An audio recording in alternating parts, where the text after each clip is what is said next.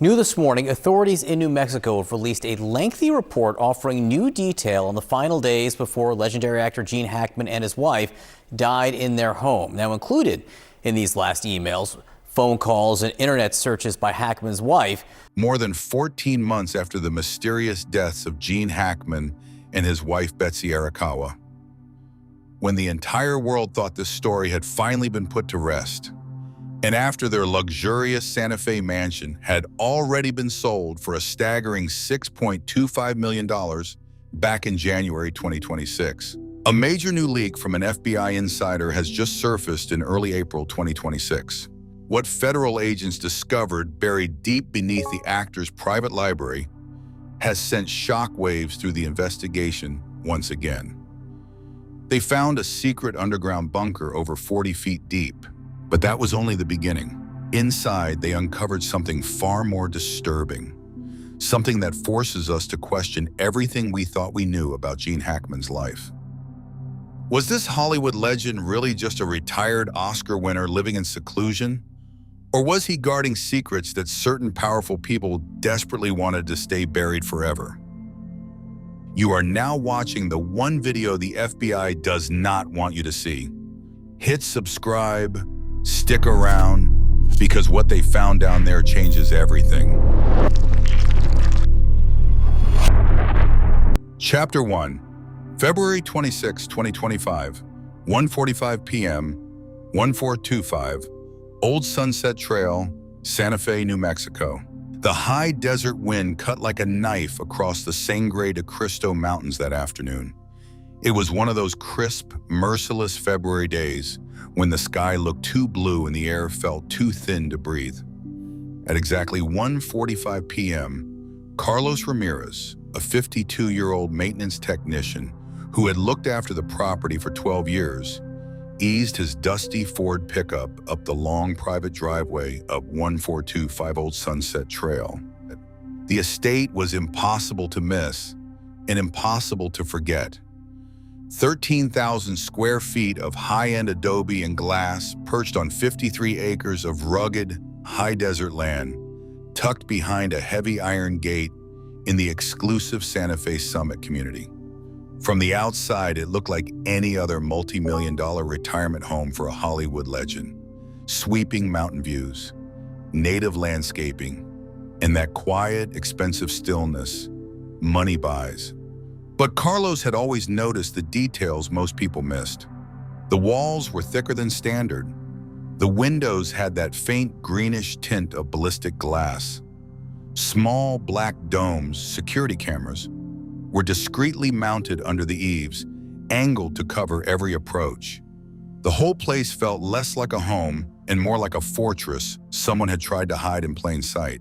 He killed the engine and stepped out. The only sound was the wind rattling the pinyon pines. No dogs barking, no television murmuring inside. Nothing. Carlos had come to check the heating system. Gene Hackman had complained about it last fall, back when the old actor still answered the phone himself in that gravelly voice everyone recognized. Carlos had left 2 voicemails and 1 text in the past week. No reply. That wasn't completely unusual. The couple cherished their privacy, but the silence today felt heavier. He walked up the flagstone path, boots crunching on frozen gravel. At the front door, he rang the bell. The chime echoed deep inside the house and died. He knocked hard 3 times. The heavy wooden door barely moved. That's when the smell hit him. It drifted from the side entrance near the garage, a sickly sweet, heavy odor that crawled into his nostrils and settled in the back of his throat. Rotting meat left too long in the sun. Something organic and wrong. Carlos's stomach clenched. He had smelled death before on ranches. This was worse. "Mr. Hackman? Mrs. Arakawa?" His voice sounded small against the desert wind. No answer. He dialed the neighborhood security patrol. 10 minutes later, 2 uniformed officers pulled up in a marked SUV. They didn't waste time with pleasantries. One officer walked to the large picture window overlooking the main living room and cupped his hands against the glass. What he saw made him step back sharply. "Jesus Christ," he muttered. Through the glass, they could see two bodies on the floor. Betsy Arakawa, 65, lay curled near the hallway that led to the master bathroom, her skin sunken and darkened in patches. Gene Hackman, 95, was slumped in a large leather armchair in the center of the room, head tilted back, mouth slightly open, one hand still resting on the armrest as if he had simply dozed off. Two German shepherds, the couple's beloved dogs, lay motionless nearby, one beside Betsy, the other at Gene's feet. The smell leaking through the window seams was now unmistakable. The thick, cloying stench of advanced decomposition. The bodies had been there for days. Santa Fe County Sheriff's deputies arrived within minutes. With no response to their calls and visible signs of death, they forced entry at 1:52 p.m. The moment the door swung open, the smell rolled out like a wave. Sweet, nauseating, and so strong it made one young deputy turn away and gag into the dirt. Inside, the house was immaculate yet eerie. Expensive art hung perfectly straight on the walls. A half-drunk glass of water sat on the kitchen counter, untouched. The air system, that state-of-the-art filtration unit Gene had insisted on installing years earlier, was still humming faintly, as if trying to scrub away the horror it couldn't reach. Every window and door had reinforced frames. The security console in the hallway showed multiple live camera feeds, but the hard drive had been wiped clean of the previous 10 days' footage. Someone or something had made sure nothing was recorded. Deputies moved room by room. In the master bathroom, they found clear signs Betsy had collapsed there days earlier. In the living room, Gene sat exactly where he had died, his pacemaker having recorded its final irregular beat on February 18th, 9 days earlier. Autopsy results would later confirm Betsy had died first, most likely around February 11th or 12th, from hantavirus pulmonary syndrome, a rare, vicious, rodent-borne illness that had turned her lungs to liquid. Gene, already deep in Alzheimer's, had apparently lived on alone in the house with his wife's body for nearly a week before his own heart finally gave out. The deputies exchanged uneasy glances. No blood, no forced entry, no obvious trauma. But the timeline didn't sit right. A 95-year-old man and his wife dead for over a week in a gated, high-security compound. And no one had checked on them? The maintenance worker, the security patrol, even the couple's few remaining contacts had all assumed the reclusive pair simply wanted to be left alone. By 3:30 p.m., the Santa Fe County Sheriff's Office had secured a search warrant citing suspicious circumstances surrounding the deaths. The house wasn't just a home anymore. It was a crime scene, at least until they could prove otherwise. As the sun dipped behind the mountains and the first forensic techs began their grim work, one deputy stood in the doorway of the private library at the back of the house. The room smelled of old books and leather, and something else, something metallic and cold that didn't belong. He didn't know it yet, but that faint metallic scent was the first whisper of what lay hidden 40 feet beneath the floorboards he was standing on. The real secrets of 1,425 Old Sunset Trail had only just begun to surface. Chapter 2, Gene Hackman's Private Library, February 28th, 2025, 10:37 a.m. The morning sun poured through the tall windows of the private library, but the room still felt unnaturally cold. Just 48 hours after maintenance worker Carlos Ramirez had discovered the bodies, the once peaceful estate had become a full FBI command post. Yellow evidence tape crisscrossed the hallways, and the faint, lingering sweetness of decomposition still clung to the air, no matter how many industrial fans the techs ran. Supervisory Special Agent David Harlan, a 19-year veteran from the Albuquerque field office, stood at the library door with his arms folded. The room had always been Hackman's sanctuary. Floor-to-ceiling oak shelves crammed with thousands of books on military history, acting technique, and classic cinema. A worn leather armchair faced the Sangre de Cristo Mountains, framed stills from the French Connection and Unforgiven hung beside family photos of Hackman and Betsy smiling in simpler times. But today, the books didn't matter. Forensic technician Ryan Kessler, a quiet 14-year veteran of the FBI's evidence response team, wheeled in the MALA ground-penetrating radar unit. The machine looked like a high-tech lawnmower with a thick antenna. Kessler adjusted his headset and began a slow, methodical sweep across the thick Persian rug. The laptop screen glowed green and blue as the radar pulses bounced deep into the earth. For the first 3 minutes, everything looked normal. Solid foundation, no surprises. Then the image changed. Kessler stopped moving. "Agent Harlan, you need to see this." Harlan stepped behind him. The screen now showed a sharp, perfectly rectangular black void. "Large anomaly," Kessler said, his voice low. "Depth reading, 42 feet, maybe deeper. The edges are too clean for natural rock or an old well." Harlan's jaw tightened. "Run it again." They did. Twice. Same result. A quick check with Santa Fe County Planning and Zoning came back negative. 0 building permits, 0 construction records, 0 mentions of any underground structure on the entire 53-acre property. Nothing. The house had been built in 1997, and no one had ever filed paperwork for so much as a root cellar. By 11:20 a.m., a 6-man tactical entry team had arrived. Thermal imaging confirmed a sealed space below. Acoustic sensors picked up nothing. No air movement, no ventilation. Whatever was down there had been cut off from the world for a very long time. "Open it," Harlan ordered. The team peeled back the hardwood flooring near the far wall. Beneath it was a thick, reinforced concrete slab. Jackhammers bit in with a deafening roar, concrete dust filling the air like gray snow. It took nearly 2 hours to carve a 3-foot access hole. What they found next stopped everyone cold.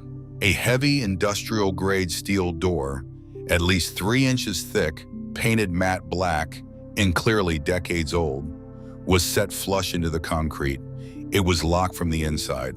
No handle on the exterior, no keyhole, just cold, silent steel. Special Agent Marcus Torres fired up a plasma torch. Blue-white sparks exploded across the library as the flames screamed through the hinges. The metallic shriek echoed off the bookcases. 23 minutes later, the last hinge gave way with a deep, groaning thunk. Torres stepped back. Harlan nodded. Together they pulled. The door swung open with a low, reluctant creak. A blast of ice-cold air exploded upward, so frigid it made the agent's breath fog instantly. The temperature in the library dropped 10 degrees in seconds. The air that rushed out smelled of damp concrete, old metal, and something else. Something stale and ancient, like a tomb that had never known sunlight. Harlan clicked on his mag light and aimed the beam straight down into the blackness. The narrow shaft of light disappeared into a void that seemed to swallow it whole. No one spoke. Whatever Gene Hackman had hidden 42 feet beneath his quiet little library, it had been waiting in the dark for a very long time. Chapter 3, Deepest Level of the Bunker. Actor-Bahn Network. The moment the plasma torch finished its screaming cut, the heavy steel door groaned open on hinges that hadn't moved in decades. A wall of ice-cold air exploded upward from the shaft like the breath of a tomb, so frigid it made every agent's breath bloom white in the flashlight beams. Supervisory Special Agent David Harlan felt the temperature drop 10 degrees in a single heartbeat. He tightened his grip on the mag light and nodded once to the tactical team. The narrow spiral staircase was cut straight into the bedrock, each metal step ringing softly under their boots as they descended 42 feet into absolute blackness. No lights, no vents, no sound except the faint drip of condensation somewhere far below. The walls were rough stone reinforced with concrete poured under extreme pressure, the kind of engineering reserved for old military bunkers or places the government never wanted anyone to find. Harlan's flashlight beam bounced off the curved walls and disappeared into the void ahead. At the bottom, the staircase opened into a rectangular concrete chamber the size of a large garage. The air smelled of damp rock, old metal, and something sharper, like ozone after a lightning storm. Special Agent Marcus Torres swept his light across the far wall and stopped cold.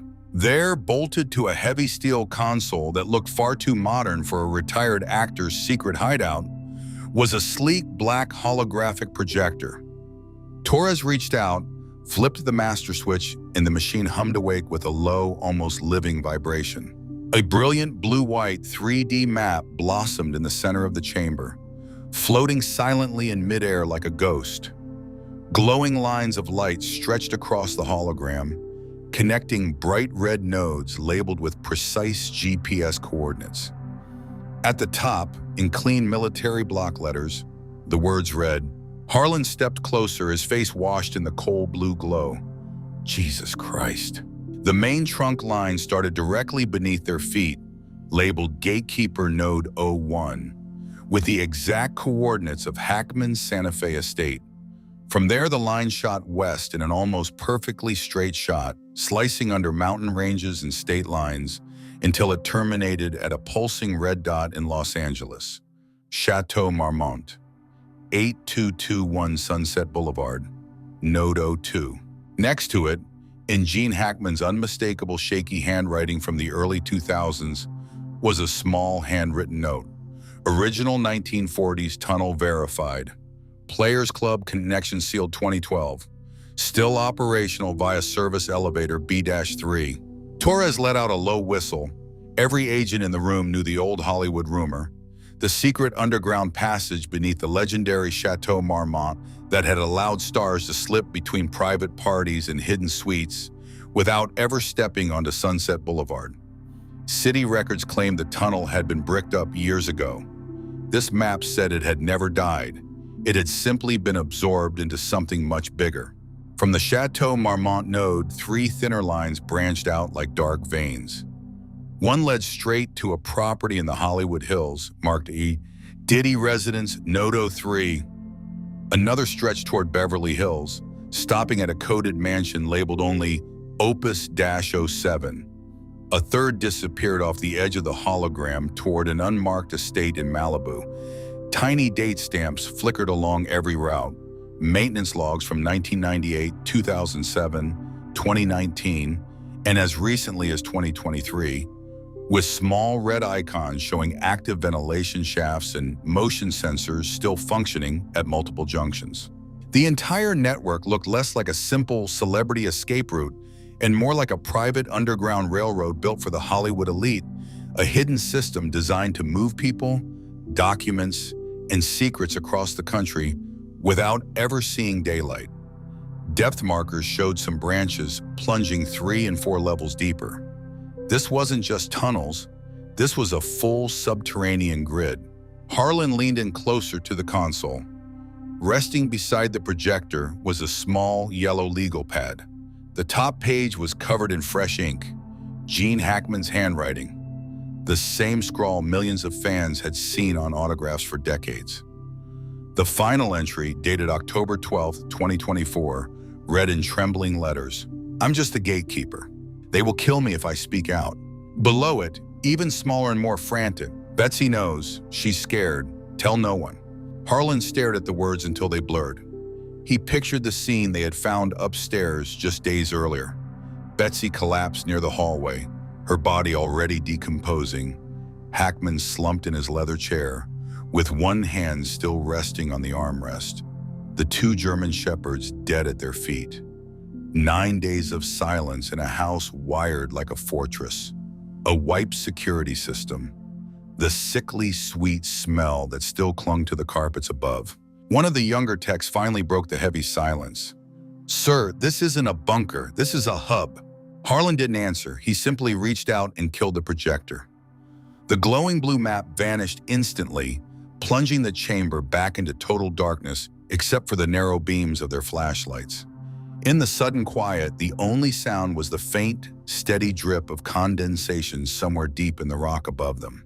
The team worked in near silence, photographing every inch of the console, bagging the legal pad in clear evidence sleeves, and carefully documenting the holographic hardware. By the time they climbed back up the long spiral staircase, and sealed the access hole with fresh concrete and evidence tape. The desert wind outside was still howling across the Sangre de Cristo Mountains, completely unaware that beneath one quiet retirement home in Santa Fe, an entire secret world had just been cracked open. The map and its explosive secrets would remain locked inside classified FBI files for 13 more months, until early April 2026, when an anonymous insider leaked the first grainy photographs of that glowing blue hologram into a private signal group. And the entire internet lost its mind all over again. Chapter 4: The Hidden Bodies, Hollywood's Darkest Secret. The narrow concrete corridor branched off from the holographic map chamber like a vein leading deeper into the mountain. Supervisory Special Agent David Harlan paused at the mouth of the passage, his flashlight cutting a thin white blade through the blackness. The air here was heavier, thicker, carrying a smell that made the back of his throat tighten. Not the clean ozone of the upper level, but something older. Damp concrete, rust, and the faint, sickly sweet undertone that every veteran cop learns to recognize and dread. 2 more chambers ahead, forensic technician Ryan Kessler reported, voice muffled behind his respirator. Thermals picking up. Anomalies. Multiple cold spots on the floor. Harlan didn't answer. He simply raised his light and stepped forward. The rest of the 6-man team followed in tight formation, boots scraping softly on the unfinished concrete. No one had expected this. The map had been shocking enough, but the deeper they went, the more the place felt less like a bunker and more like a tomb someone had sealed and forgotten. The first body appeared at the edge of their flashlight beams. It lay on a low metal gurney pushed against the far wall, covered by a heavy plastic sheet yellowed with age. Special Agent Marcus Torres reached down, hesitated, then pulled the plastic back in one slow motion. A collective inhale rippled through the team. The remains were mummified, skin stretched tight and leathery over bone, eyes sunken into dark sockets, mouth slightly open in a silent, eternal scream. The clothing, a faded 1970s-style suit jacket and tie, was still intact, though stained and brittle. A gold wristwatch glinted on the shriveled wrist, stopped at 2:17 a.m. on a date no one could read. Torres stumbled backward. Jesus Christ. His voice cracked. He turned away fast, one gloved hand pressed over his mouth as a dry heave escaped him. The sound echoed off the walls. Harlan grabbed his shoulder to steady him. Easy, Harlan said quietly. Breathe through your mouth. They moved deeper. The second chamber was worse. 5 more bodies, arranged in a neat row on identical metal frames, stared up at the ceiling with empty eye sockets. Flashlight beams danced across them, revealing details that made the agents' stomachs turn. One wore the remnants of a silk evening gown from the late 80s, pearl earrings still clipped to desiccated earlobes. Another still had a press pass clipped to a disintegrating blazer. Variety, backstage access 1994.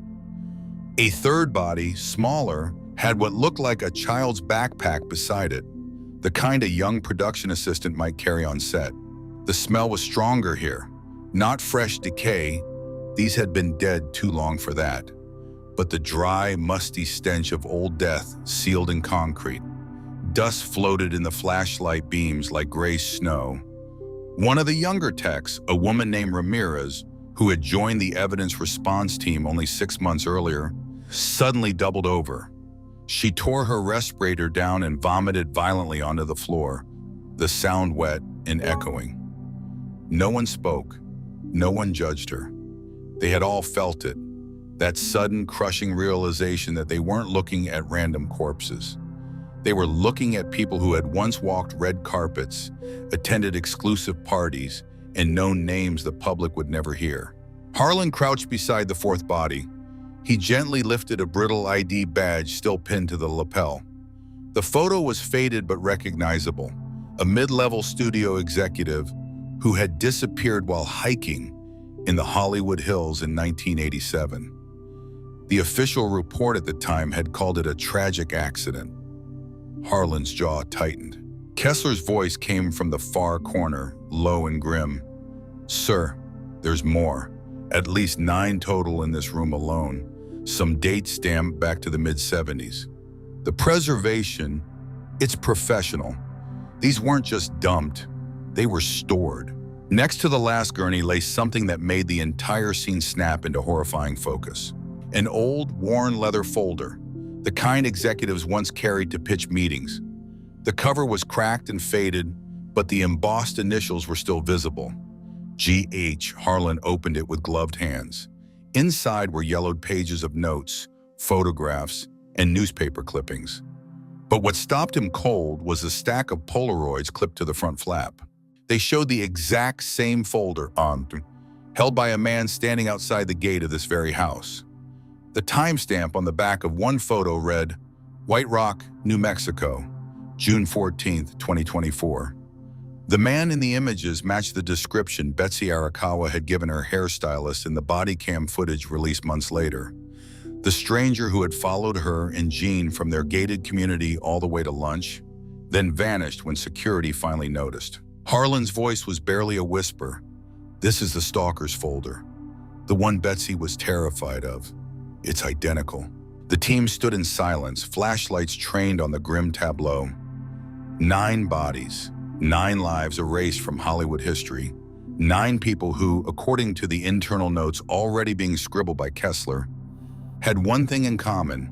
They had all been connected to private parties, closed-door meetings, or whispered rituals involving the biggest names in the industry between 1975 and 2003. Some had been low-level assistants who saw too much. Others were mid-tier producers threatening to talk. One appeared to have been a journalist working on an expose about the real power behind the cameras. Harlan straightened slowly, the cold air pressed against his skin like icy fingers. "Bag everything, photograph every angle. And nobody, and I mean nobody, speaks about this outside the secure channel until we get this place sealed." They worked through the night in near silence.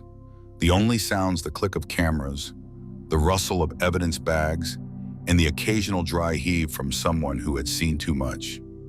By dawn, the desert sky above Santa Fe was turning pink, but 48 feet underground, the horror remained frozen in time, a secret vault of Hollywood's darkest sins. The full inventory would never be released to the public. But 13 months later, in early April 2026, the same anonymous FBI insider who had leaked the Actor-Bahn map dropped a single, heavily redacted photograph into a private signal group. 9 shrouded shapes on metal frames, the old leather folder clearly visible in the foreground. Within hours, the image was everywhere. And the internet didn't just explode, it demanded answers. Because if these bodies were real, then Gene Hackman hadn't just been guarding a tunnel network. He had been guarding the graveyard of Hollywood's most dangerous secrets. Chapter 5, Gene Hackman's Real Life, From the Listener to Gatekeeper. The discovery hit Harlan like a freight train. He thought of the 1974 film The Conversation, the one that earned Hackman an Oscar nomination for playing Harry Call, a paranoid surveillance expert who records other people's secrets and slowly loses his mind. Hackman had always said in interviews that the role haunted him. Now it looked like the role had never really ended. For decades after that film, Hackman had quietly collected evidence, audio tapes, hidden recordings, names, dates, locations. The Actor-Bahn map wasn't just a tunnel system. It was the backbone of a shadow network that let the Hollywood elite move freely away from prying eyes. Hackman hadn't retired in 2004 because he was tired. He had walked away from the spotlight to become the permanent gatekeeper of this underground railroad, living in a fortress disguised as a quiet Santa Fe retirement home. Wikipedia had once been quietly edited to include the strange phrase, "witchcraft medicine cult," the healer next to his name before the line vanished without explanation. Randy Quaid had publicly ranted about star whackers, shadowy figures who eliminated celebrities who knew too much. Betsy had been caught on body cam footage, voice trembling, describing the relentless stalker who seemed to know their every move. Everything fit perfectly now. Hackman wasn't just an Oscar-winning actor who wanted privacy. He was the last man standing between the public and the darkest secrets of show business. Chapter 6, The Deaths Were No Accident. 13 months later, in early April 2026, the same anonymous FBI insider who had leaked the Actor-Bahn map dropped a new bombshell into a private signal group, a single redacted photo of the 9 shrouded bodies in the stalker folder lying open beside them. The timing was no coincidence. Betsy Arakawa had died first, around February 11th or 12th, 2025, from hantavirus pulmonary syndrome, a rare rodent-borne illness that turned lungs to liquid. Gene Hackman, already deep in Alzheimer's, had apparently lived on alone in the house with his wife's body for nearly a week before his own heart finally gave out on February 18. The bodies had decomposed so badly that the smell had finally forced the maintenance worker to investigate. According to the newest internal leak, the couple hadn't been forgotten. They had been called back. Hackman had apparently decided it was time to expose the Actor-Bahn map and the hidden bodies. Someone inside the network knew. The elite didn't need guns or poison. They simply let nature or a carefully timed exposure do the work. Let the old man and his wife die in silence inside their fortress, just like the 9 bodies stored 48 feet below them. The house was sold in January 2026 for $6.25 million. The new owners had no idea what lay beneath the library floor. More than 14 months after the mysterious deaths, long after the Santa Fe mansion had been sold, and the world thought the story was dead and buried, the Actor-Bahn map and those hidden bodies have surfaced again. The FBI remains completely silent.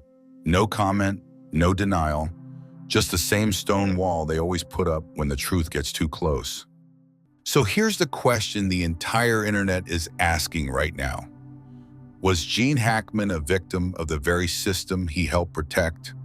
Or was he its final gatekeeper? Until the system decided he had to go? Drop your thoughts in the comments.